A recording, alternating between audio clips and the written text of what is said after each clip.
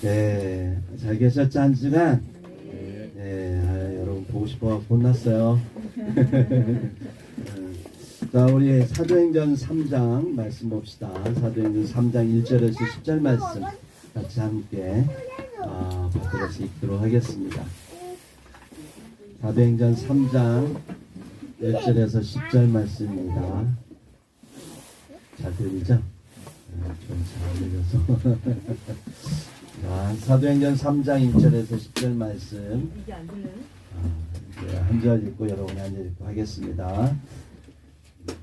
제9시 기도 시간에 베드로와 요한이 성전에 올라갈새 나면서 못 걷게 된 이를 사람들이 밀고 오니 이는 성전에 들어가는 사람들에게 구걸하기 위하여 날마다 미문이라는 성전문에 주는도다.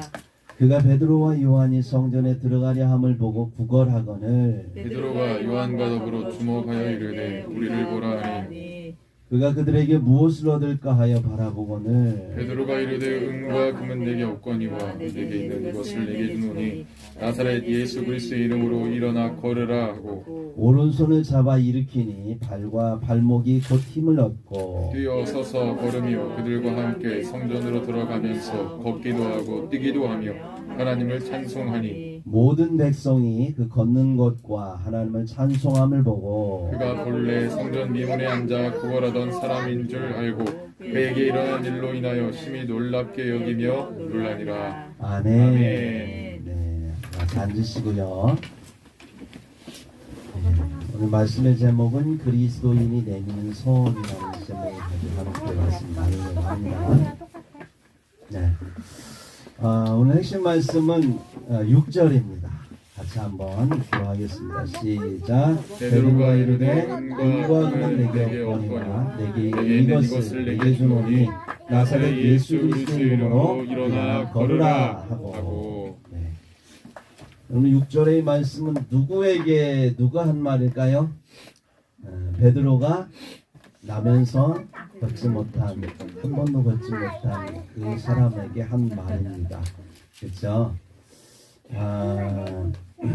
이분이 갓난아이 때 어떤 일을 경험했는지 모르겠어요. 성경에 나오지 않으니까. 근데 나면서부터 걷지 못했다. 그런 거 보니까요. 혹시 그 뱃속에서부터 폐 중에 어떤 장애를 입고 태어나지 않았나?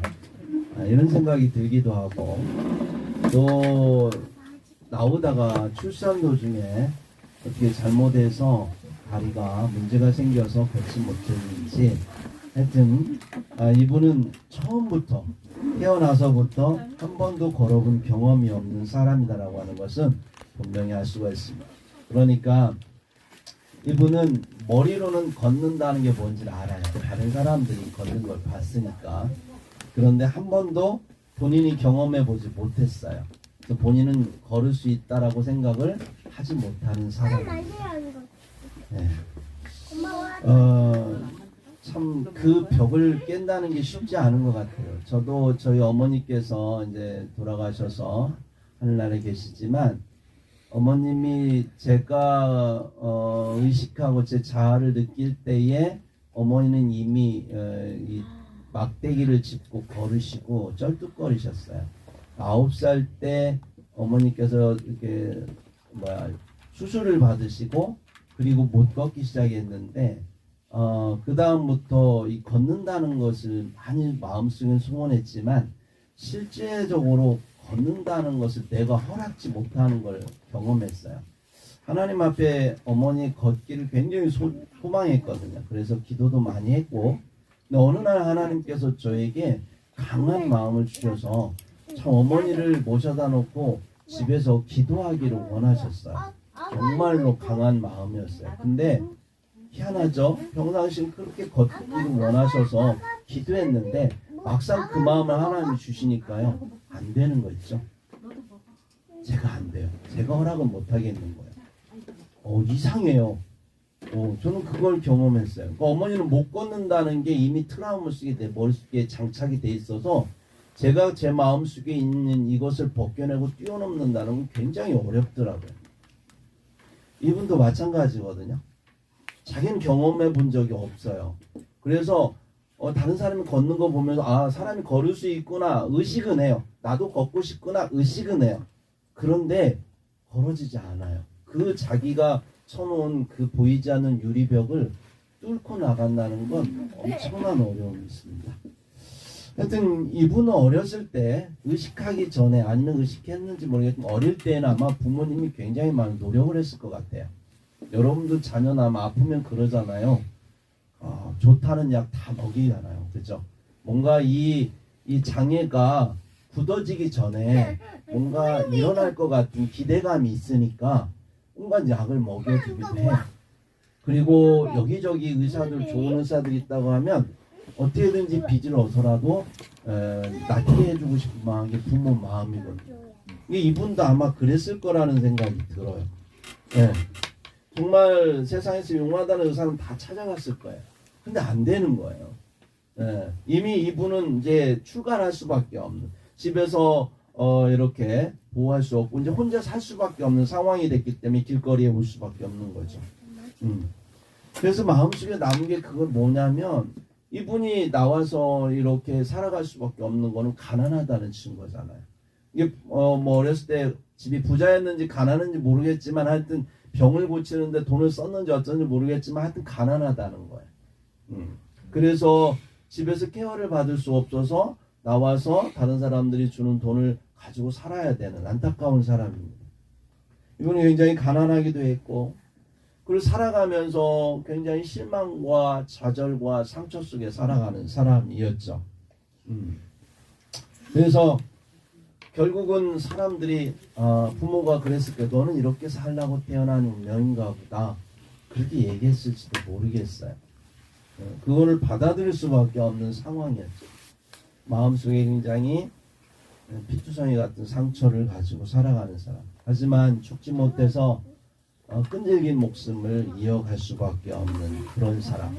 그래서 오늘도 위문 앞에서 구걸을 해야 됐던 것입니다.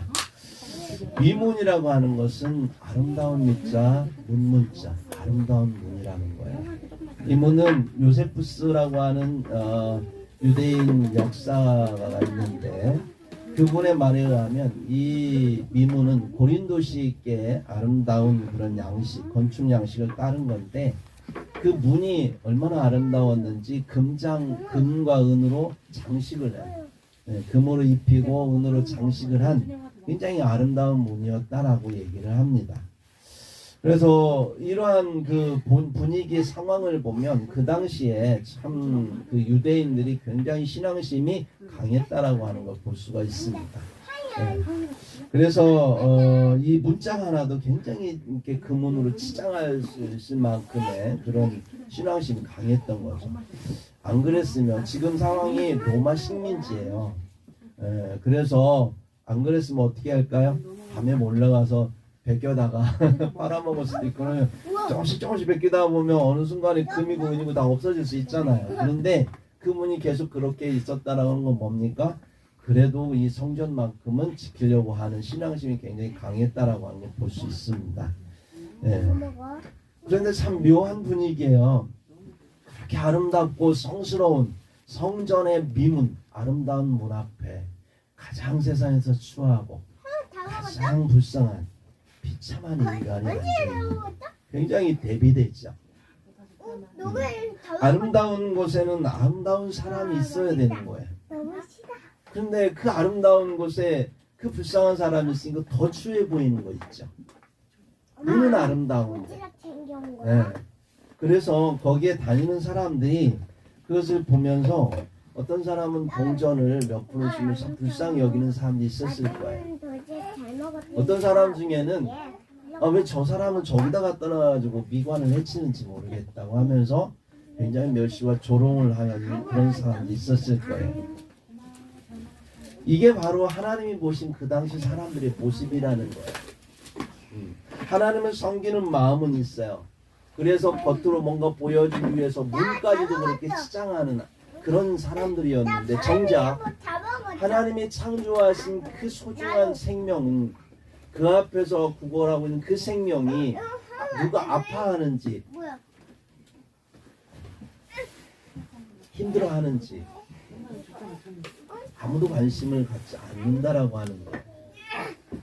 이게 오늘 본문에 나오는 그 분위기에서 주는 하나님의 오늘 메시지라고 하는 겁니다. 왜 이스라엘 백성이 그렇게 하나님을 잘 섬긴다고 하고 그렇게 존경심이 많고 신앙심이 깊은데 왜 거기에는 그 사람이 있어야 되냐라고 하는 거예요. 왜 그 사람은 그렇게 힘들게 상처 입고 그 상황 속에 있어야 되는지. 다른 것도 아닌 성전 앞에서, 성전은 많이 기도하는 사람들이 오가는 곳이었습니다. 하나님을 의식하는 사람들이 오가는 곳인데 그곳에 왜 하필 다른 것도 아닌 그곳에 그 사람이 있는데 그 사람의 삶에 대하여 아무도 관심이 없다라고 하는 것. 이게 바로 하나님의 아픔이었던 거예요.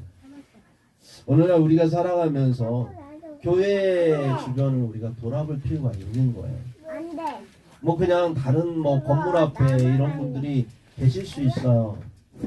그건 좀 그래도 이해하는데 교회 앞에 그런 분들이 있다면 우리는 그냥 넘어갈 수 없잖아요. 물론 뭐 근본적으로 우리가 그 문제를 해결해 줄 수는 없어요. 예수님이 해결해 주셔야 되는 오늘처럼. 예. 하여튼 그래서 이 장애를 가진 이분이 세상을 바라볼 때 어떤 눈으로 바라봤을까? 그분의 시각으로 한번 우리가 세상을 봅시다. 나는 왜 이 고통을 당해야 할까? 다른 사람들은 무슨 복이 있어서 저렇게 태어나면서부터 잘도 걸어다니는데 왜 나는? 내가 무슨 죄를 졌다고? 내 부모가 무슨 죄를 졌기에 내가 지금 이런 상황이 있는가? 그런 생각을 하게 되지 않겠어요? 어떤 때 힘들고 어려우면 자기를 멸시하는 사람을 만나면 세상을 저주했을 거예요. 심판했으면 좋겠다. 나도 죽고 싶고 저 사람 다 그냥 없애졌으면 좋겠다. 이런 생각하지 않을까? 진짜 하나님이 계시다면 매일 그분은 성전을 바라보면서 그런 생각을 하지 않았을까? 이런 생각을 해봅니다. 지금 이 십자가를 보면 생명이 있다고 말하고 거기에는 희망이 있다고 말하는데 이분이 바라보는 성전은 그다지 그에게 희망을 주지 못합니다. 그냥 현실적으로 몇 푼 받아가지고 사는 그것 자체만으로 만족하며 내가 언젠가 여기서 얼어 죽을 수도 있고 누군가가 그나마 거듭떠지 못하면 그냥 죽을 수도 있는 그런 삶을 살아가고 있는 거죠. 누구를 만날 때까지? 그리스도인인 베드로와 요한을 만날 때까지 그런 삶을 살 수밖에 없었습니다. 늘 그 베드로와 요한은 그 앞을 지나가고 있었습니다. 그날도 아마 너무 불쌍해서 쳐다봤는지 모르겠어요. 눈이 마주쳤거든요. 근데 지나가면서 뭐 몇 푼 주기도 하고 그냥 지나가던 어느 날 이분들이 오셔서 갑자기 눈을 마주치면서 자기를 보라는 거야. 우리를 보라. 늦게 왔어. 우리를 보라. 이렇게 말하는 거예요. 평상시에 보면 뭐라 돈을 꺼내줬거든요. 나 뭐 줄까? 이러고 생각을 했어요. 설마 나한테 일어나라고 하리라고 전혀 꿈에도 생각하지 않았거든요. 네. 그래서 뭘 얻을까? 5절을 보니까 그렇게 생각을 했대요. 근데 이 베드로가 뜻밖의 하는 말이 뭐라고 얘기합니까? 6절 같이 한번 읽어봅시다. 시작.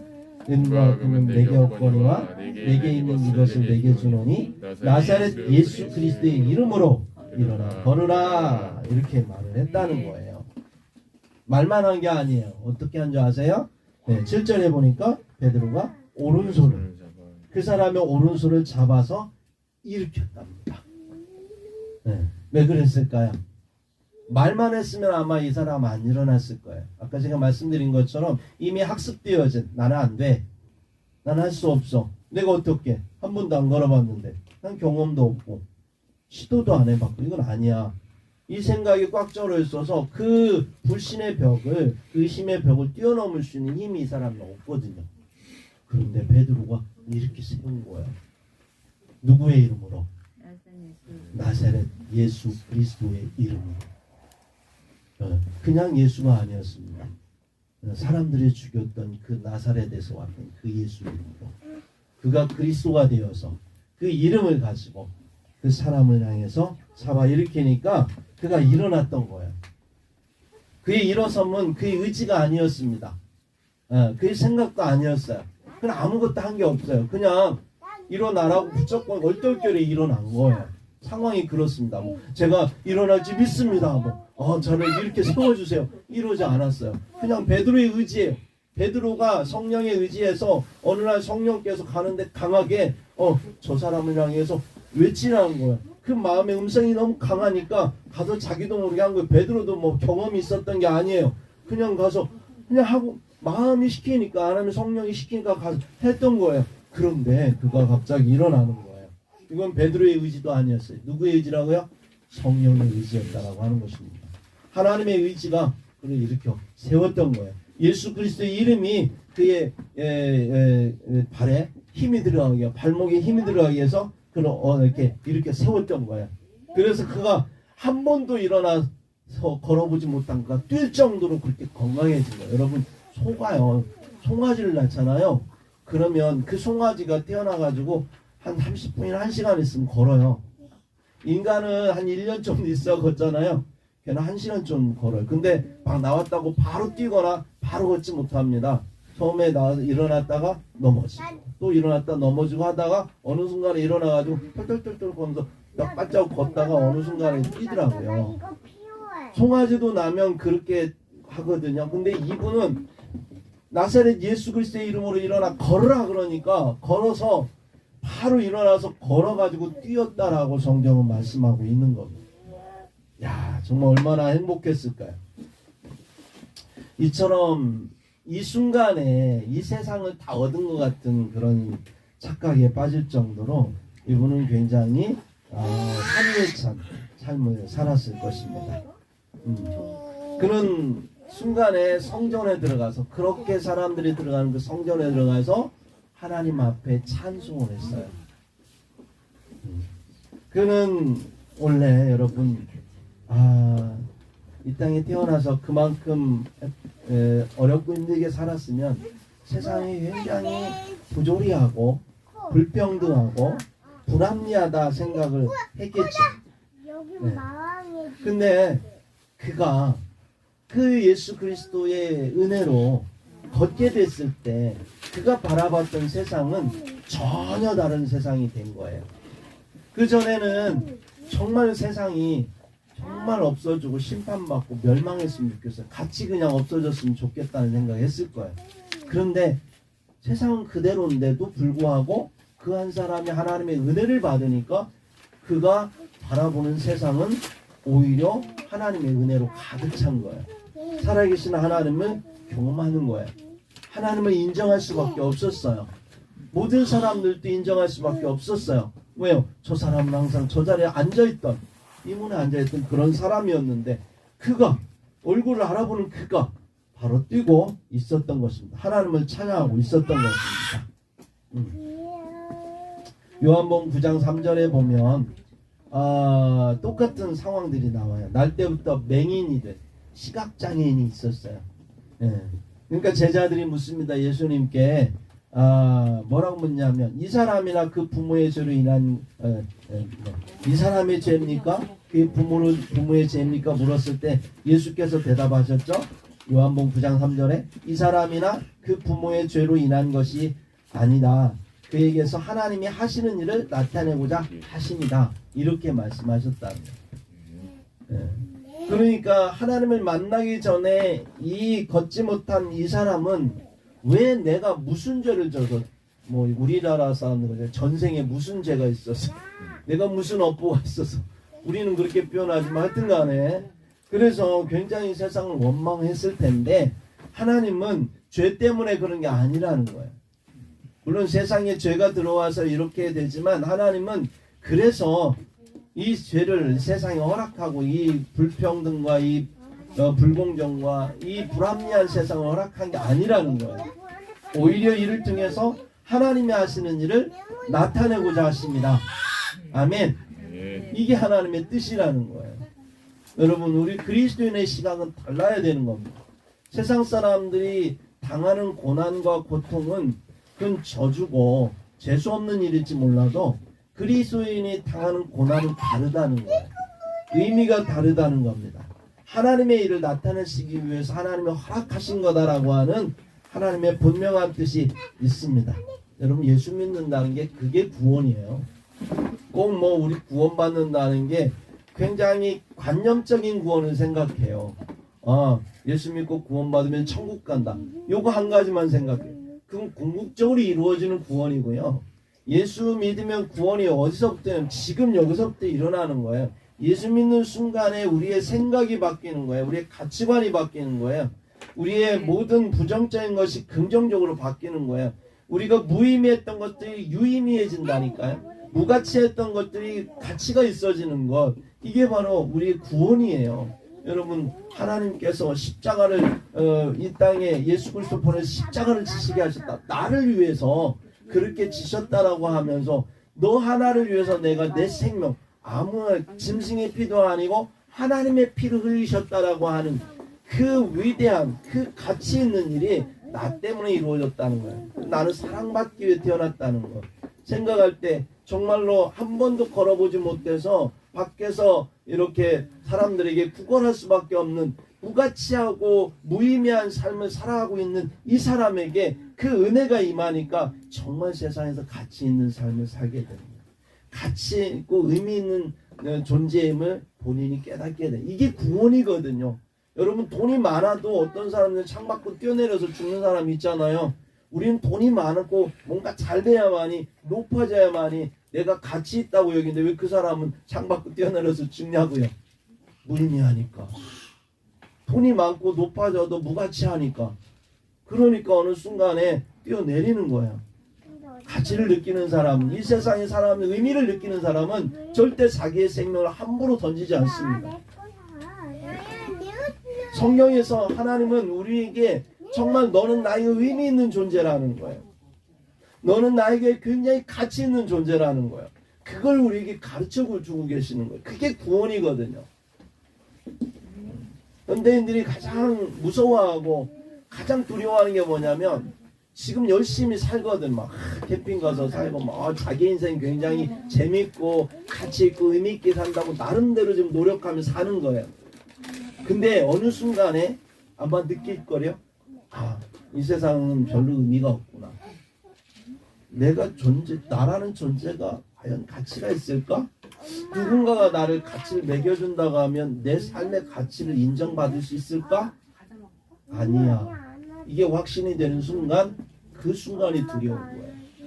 나름대로 열심히 살았는데 아니다라는 소리를 누군가로부터 나에게 들려지거나 내가 그것이 확신되어질 때 나는 견딜 수 없거든요.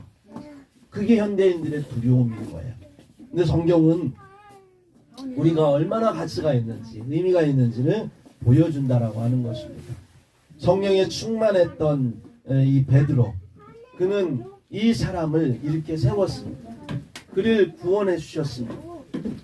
그의 육체적인 문제를 해결해 주기도 했지만 그것이 끝난 게 아니에요. 그 육체를 해결해 주신 그 이상으로 그가 지금까지 갖고 있던 그 마음에 찌그러진 하나님의 형상이 회복되는 역사가 있었다라고 하는 거예요.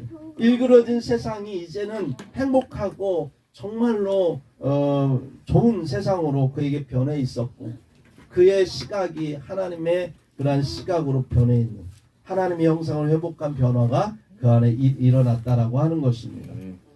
여러분, 예수 믿게 되면 그런 변화가 일어나는 거예요. 베드로도 얼마나 두렵고 떨던 사람이었습니까? 정말로 예수님이 돌아가신 이후부터 성령을 받기까지 굉장히 예수님이 부활하셨음에도 불구하고 떨고 있었던 사람이에요. 근데 성령의 충만함을 받았을 때 그는 용기를 가지고 나왔어요. 여러분, 제9시 그러면 우리나라 시각으로는 오후 3시를 말합니다. 오후 3시. 유대인들은 하루에 3번 기도한답니다. 3번 기도하는 게 이제 끊어졌네. 3번 기도하는 게 의미가 있어요, 여러분. 살아보니까 참 영성을 유지한다는 게 하루에 우리가 뭔가를 하다 보면 굉장히 하나님부터 멀어져 있는, 기도를 통해서 회복되어진 역사인데, 하여튼간에 오후 3시라고 하면 수많은 사람들이 성전에 드나들던 시간입니다. 그러니까 베드로가 이 일을 행하는 거는요, 많은 사람들 앞에 숨길 수 없는 사실이 된 거예요. 네. 보통 일이 아니잖아요. 한 번도 걸어보지 못한 사람이 일어나는 일은 정말로 온 성전이 다 뒤집어질, 온 세상이 뒤집어질 일대의 사건이었습니다. 이런 일들을 행하고 있는 거예요.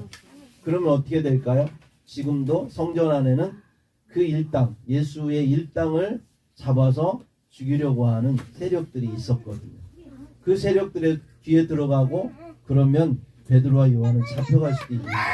그런데도 불구하고 나와서 그렇게 할 수 있었던 거는 예수 믿음의 용기요. 하나님께서 함께 하신다고 하는 그 용기입니다. 그는 말합니다. 은과 금은 내게 없거니와 내게 있는 것으로 내게 주노니 나사렛 예수의 이름으로 일어나 걸으라. 예수 믿기 전에는 우리도 학습되어진 게 이런 겁니다. 돈의 힘이 얼마나 위력이 있는지 세상을 살면 돈이 있어야 될 것 같아요. 목사님 저도 그런 생각이 막 들 때가 있어요. 아 정말 역시 돈이 있어야 되는구나 뭐 이런. 참 부끄럽지만 그렇습니다.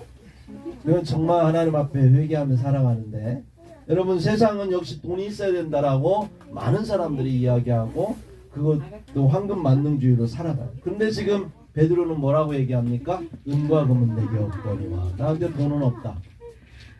정말 중요한 게 있는데 그게 뭐냐? 나사렛 예수 그리스도의 이름이다. 난 그걸 갖고 있다. 난 그 이름으로 산다. 그래서 얘기하는 거예요. 은과 금으로 이 한 번도 걷지 못한 사람을 세울 수 있겠습니까? 고쳐줄 수 있겠습니까? 뭘 해줄 수 있습니까? 그 순간에 그 사람의 어떤 가난은 해결해 줄 수 있어요. 은금, 황금 이따만큼 덩어리, 황금 덩어리 하나 줘보세요. 그러면은 길거리 나와서 구걸 안 해도 되겠죠. 그렇지만 그렇다고 해서 그가 걷지 못하는 그 한을 풀어줄 수는 없어요. 그 마음 가운데는 상처까지 해결해 줄 수는 없어요. 여전히 그는 걷지 못하는 사람이니까요. 그러나 나사렛 예수 그리스도의 이름으로 일어나 걸으라 했을 때 은금보다 더 본질적인 문제를 해결해주는 우리 예수님의 모습을 볼 수가 있습니다. 그래서 그는 본질적인 문제를 해결한 맞습니다. 그래서 그가 일어나서 걷고 뛰었을 때 그의 마음 가운데는 상처를 치유하고 그동안에 있었던 그 마음의 잘못된 부정적인 세계관들이 바뀌는 역사를 경험하게 됩니다. 그래서 주변 사람들이 그것을 보면서 놀랬다 이렇게 표현을 하고 있는 것을 볼 때에 굉장히 아름다운 역사가 일어납니다. 여러분 지금 성전 미문에서 일어난 일이 뭐냐면 성전 미문 정말 아름다운 그 문 앞에서 가장 취했던 것이 예수 그리스도의 이름으로 가장 영광스럽고 아름답고 성스러운 일이 벌어졌다라고 하는 것에 우리 초점을 맞춰야 돼요. 인간이 치장하는 그 아름다운 문은 오히려 사람들을 추하게 만들 수 있어요. 겉으로 드러나는 어떤 신앙적인 모습은 사람들을 추하게 만들 수 있어요. 종교인으로서 여기에 왔다 갔다 하면서 예배드리는 그 모습이 사람들의 모습에는 추할 수 있어요. 진짜 사람들이 거룩하고 아름답고 귀하다고 말할 수 있는 건 예수 그리스도의 이름으로 나타나는 그 사랑입니다. 그 능력입니다. 아멘? 그래서 우리 그리스도인들 사랑하는 데 있어서 정말 그 능력을 저와 여러분이 소유하기를 예수님의 이름으로 축복합니다. 복음의 능력, 이웃에게 영향을 미치게 돼 있어요. 개인 구원에서 멈추지 않습니다. 사회 구원을 말하는 건 잘못됐다고 얘기하지만 그것만 말하는 건 잘못된 거지만 사회 구원은 개인의 구원에서도 일어나는 거예요. 개인 구원이 일어나면 반드시 사회 구원까지 영향력을 미치게 돼 있어요. 왜 이 한국 사회가 지금 이렇게 기독교인이 많음에도 불구하고 이렇게 변화되지 않은 것만 개인의 구원에서 끝났으니까 그래요. 나만 구원받으면 끝난다는 거예요. 사상의 빛과 소금의 역할을 하지 않기 때문에 그래서 지금 이런 문제잖아요. 정말로 하나님의 성령이 임한다면 베드로처럼 나아가서 두렵지만 그러나 믿음으로 외칠 때 나사렛 예수 이름으로 외칠 때 그리스도인들의 그 모습 속에서 하나님의 영광을 드러내시고 그래서 정말로 그 거룩함이 무엇인지 세상 사람들로 하여금 경험케 할 것입니다. 아멘. 네. 우리의 선한 영향력이 많은 사람들에게 끼쳐져야 됩니다. 디도서 2장 14절에 보니까 그가 우리를 대신하여 자신을 주시면 예수님께서 십자가를 매달리시면 모든 불법에서 우리를 속량하시고 우리를 구원하신다는 거야. 우리를 깨끗하게 하사 거룩하게 성결하게 만들어서 뭐 하겠다고요? 선한 일을 열심히 하는 자기 백성이 되게 하려 하심이라 그래요. 선한 일을 열심히 하는 자기 백성이 되게 하려 하십니다. 그래서 예수 믿는 사람은 구원에서 끝나는 게 아니라 선한 일을 열심히 해서 살아내서 사람들에게 예수의 향기를 드러내는 그런 사람이 되게 하는 것이 예수님의 십자가의 사건의 목적이었다라고 하는 것을 디도서에 말씀하고 있습니다. 여러분, 행복한 리본교회 삶의 예배, 이 예배는 뭡니까? 세상으로 말하면 우리가 뭐라고 그랬죠? 무슨 운동? 새마을 운동이 아니고 새마음 운동이에요. 여러분, 새마을 운동은 새마음 운동에서부터 시작되는 거예요. 마음가짐을 새롭게 해야 새 마을이 되는 거예요. 마음이 새롭지 않으면 새 마을이 될 수 없어요. 우리는 근본적인 문제를 다루자는 거예요. 우리나라가 70년대에 새마을 운동을 해서 이만큼 외적으로 변화됐지만 아직도 여전히 사람들의 마음이 옛날 마음을 갖고 있기 때문에 잘 살아도 불행한 거예요. 그래서 우리는 이제 새마음 운동을 해야 되는 것입니다. 새마음 운동은 주께서 말씀하셨습니다. 에스겔 36장 26절 27절 또 새 영을 너희 속에 두고 새 마음을 너희에게 주되 새 영을 우리에게 주셔서 새 마음을 갖게 하신다는 거예요. 너희 육신에서 굳은 마음을 제거하고 부드러운 마음을 줄 것이다. 그 새 마음은 굳은 마음이 아니라 부드러운 마음이 될 거라는 거예요. 또 내 영을 너희 속에 두어 하나님의 성령을 우리에게 주어서 그 부드러운 마음을 그 새 마음을 갖도록 하신다는 거예요. 그래서 너희로 내 율례를 행하게 하리니 너희가 내 규례를 지켜 행할지라. 이게 하나님의 뜻이에요. 성령이 임하면 일어나는 일이 이와 같은 일이라고 하는 거죠. 그래서 여러분, 우리가 나아가기 전에 먼저 해야 될 게 하나님의 성령이 충만하기 위해서 기도하시기 바랍니다. 새마음 운동 나가기 전에 꼭 해야 될 게 뭐예요? 하나님, 내 마음을 성령으로 새롭게 하여 주옵소서. 성령의 마음을 갖게 하옵소서. 기도해야 돼. 안 그러면 나가서 불평하게 된다니까요. 열심히 죽고 있는데 옆에서 담배 피다 딱 던지면 나도 모르게 튀어나오는 말이 무슨 말이에요? 에이씨, 진짜 양심도 없네. 이거 나오잖아요. 이 성령이 주는 마음 아니에요. 그러면 상처받아요. 그 사람도 상처받고 저도 상처받고 돈이라면서 상처받아요. 이러면 안 되는 거예요. 우리가 하나님 앞에서 새 마음을 먼저 가져야 돼.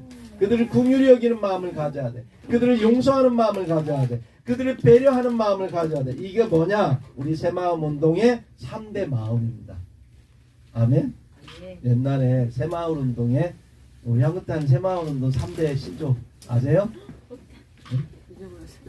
잊어버리셨어요? 자조, 근면, 자조, 협동. 기억나시죠? 근면, 일찍 일어나라는 거야. 자조, 스스로 도우라는 거야. 스스로. 협동, 함께 하자는 거죠. 야, 이렇게 해서 공동체 의식을 가졌어요. 이게 되는 게 뭡니까? 반공이라고 하는 국시 가운데 민족주의를 하죠. 이게 됐거든요. 근데 이게 민주화 운동하면서 개인의 어떤 그런 인권을 소중하게 여기다 보니까 공동체 의식이 굉장히 사라졌어요. 그리고 막 반공 막 이걸 너무 외치면 통일을 할 수가 없으니까 이 통일을 막 외치다 보니까 반공을 외칠 수가 없어요. 또 공동체 의식이 사라졌어요. 민족주의 때문에 세계화, 얘는 민족주의가 저해가 된다고 해서 세계화를 위해서 민족주의로 하지 말자 뭐 이래가지고 다 없애버렸어요. 그래서 요즘 젊은이들 그 생각 안 해요. 그래서 근면 자조 협정 아무도 동의 안 해. 그래서 새마을 운동이 될 수가 없는 거예요.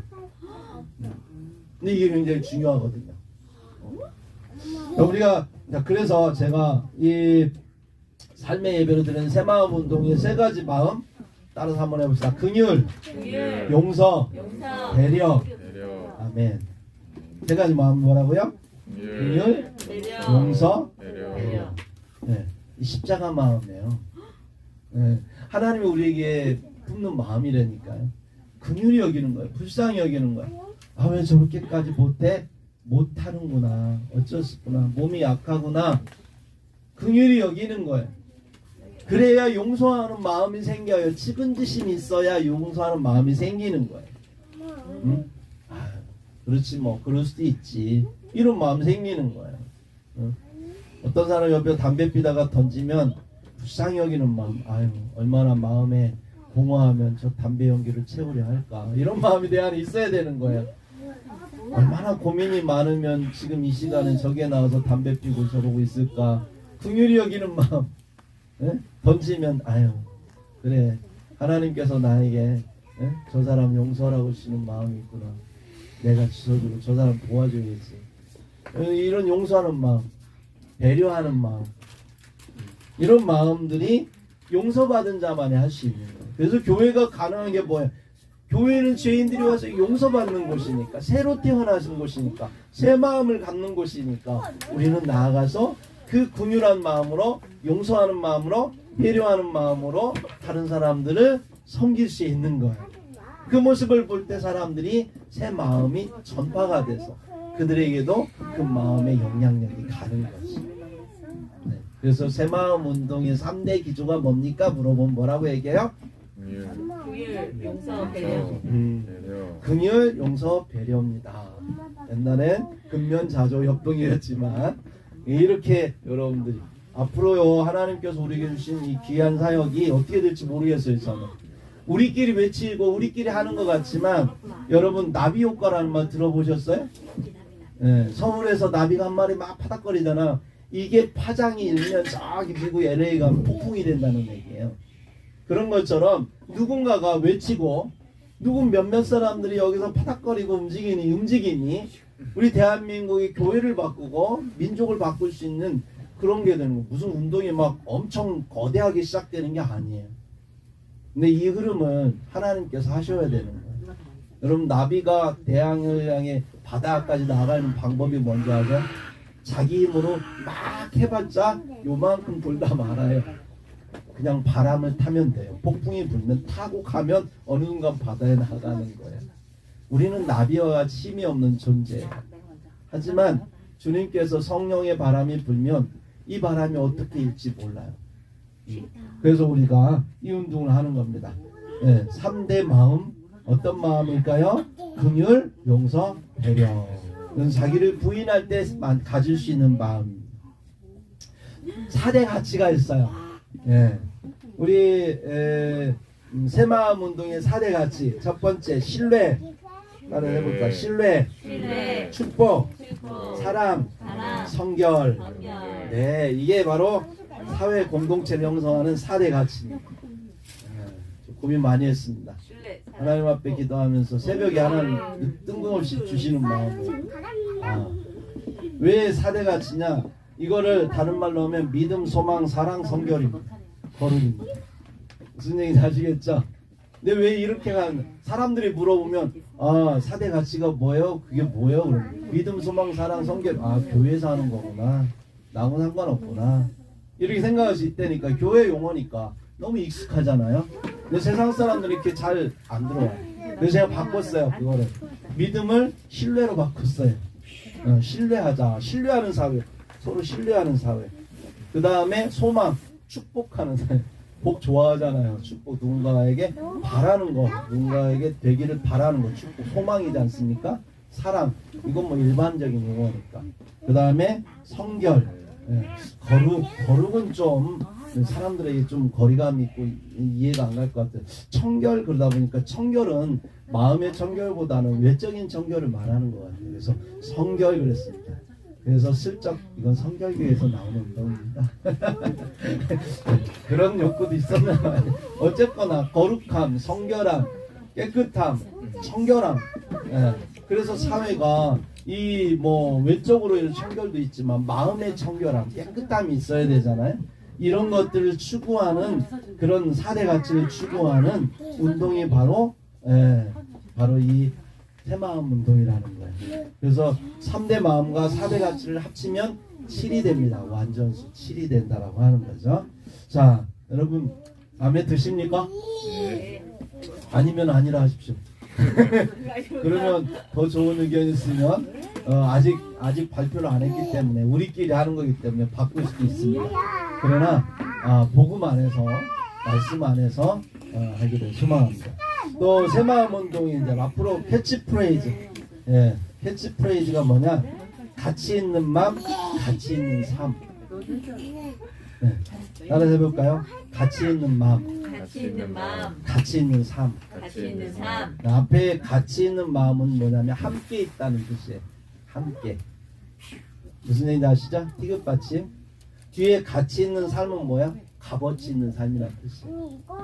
네. 그래서 앞에 가치와 뒤에 가치가 함께 있는 게, 함께 존재하는 것, 공동체로 함께 존재하는 것, 서로 배려하고 용서하고 긍휼히 여기면서 함께하는 그 삶이, 가치 있는 마음을 함께하는 것이 정말 값어친 삶이다. 이 얘기하는 거예요. 이해하셨죠? 네. 그래서 앞에 있는 가치는 함께, 뒤에 있는 가치는 값어치, 가치를 의미하는 거예요. 네. 그리고 또 한 가지, 마음을 새롭게, 따라서 해볼까요? 마음을 새롭게, 마음을 새롭게, 인생을 행복하게. 인생을 행복하게. 네. 마음을 새롭게.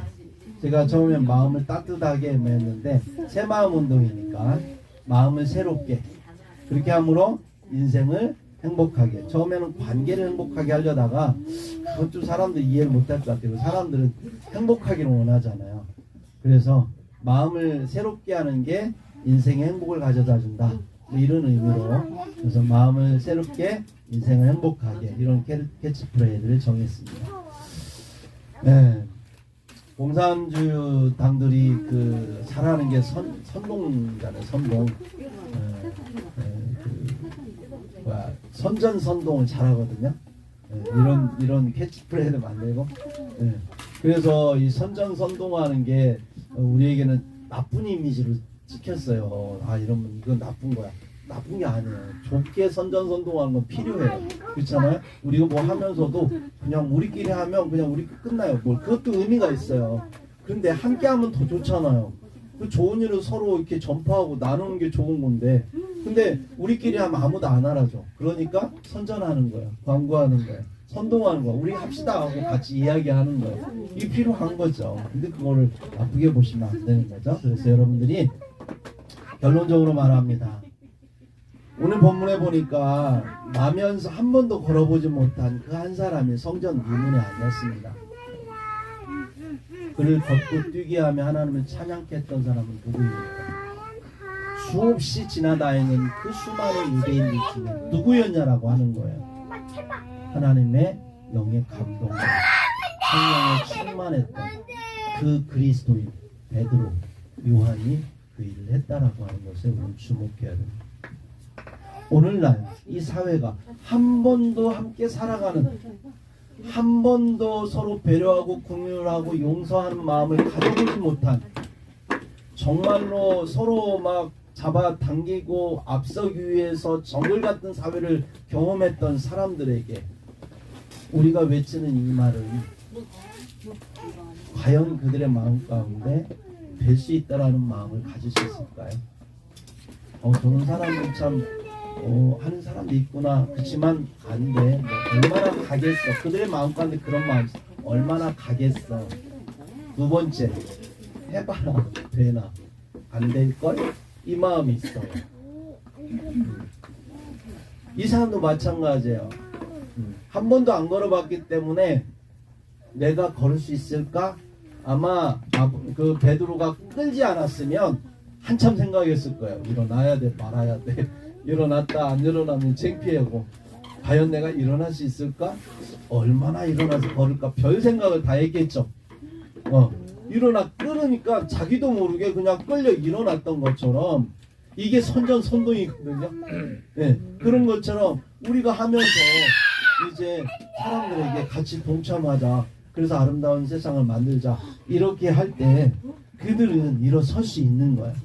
누군가가 이 운동에 동참하기 시작하면 그들의 손을, 그들에게 우리가 그리스도인들이 손을 내밀어서 그들을 이렇게 세우면, 그러면 그들의 마음 가운데 있었던 세상을 향한 실망과 좌절에서 그들은 일어설 것입니다. 그들의 상처는 어느 순간에 우리가 예수 그리스도의 이름으로 우리가 다가가는 그 긍휼과 배려와 용서의 그 마음 가운데서 어느 순간에 상처를 딛고 일어설 것입니다. 그리고 함께하는 우리 주와 함께 기쁨과 감사의 마음, 미래의 희망을 갖는 그 마음으로 걷고 뛰다가 어느 순간에 하나님을 찬양하며 하나님의 성전으로 들어올 것입니다. 우리 행복한 이번 교회로 들어올 것입니다. 아멘. 그게 우리가 하고자 하는 일이에요. 우리가 그 사람들을 구원해서 이 희망 공동체, 이 소망 공동체, 생명 공동체에 함께함으로써 그들의 삶의 의미와 가치를 발견하게 해주고 그들이 하늘나라의 소망을 갖게 해주고 그들이 세상 가운데 좌절했던 상처와 그 아픔들이 회복되어지고 나사렛 예수 그리스도의 이름으로 정말 하나님을 찬양하며 걷고 뛰며 찬양하는 역사가 이곳에 일어나는 것을 우리는 보기를 소망합니다. 삶의 예배인 우리가 새마음 운동을 하는 것은 그들에게 실망과 자세에서 딛고 일어나라는 것, 그들에게 예수 그리스도의 이름으로 희망의 선물을 우리가 선물하기 위해서 우리는 이 일을 하는 것입니다. 사랑하는 여러분, 우리가 하는 이 일에 이러한 의미와 가치가 있다는 걸 아시고 정말로 우리가 귀한 마음을 가지고 이 일에 동참하시기를 우리 주 예수 그리스도의 이름으로 축복합니다. 기도하겠습니다.